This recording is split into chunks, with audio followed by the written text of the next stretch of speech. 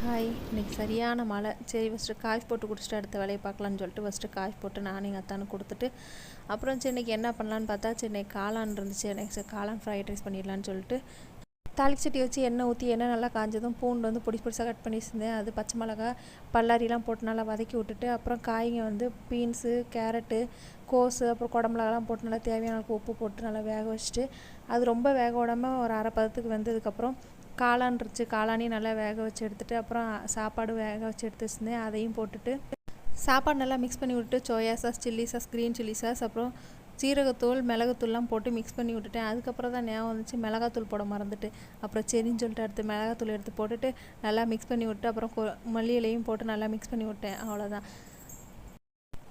உண்மையாக நல்லா இருந்துச்சு. அப்புறம் நானும் எங்கள் அத்தானுக்கு போட்டு கொடுத்துட்டு அவங்களும் சாப்பிட்டு பார்த்துட்டு நல்லா இருக்குன்னு சொல்லி சொன்னாங்க. ஓகே, தேங்க்யூ ஃபார் வாட்சிங், பாய்.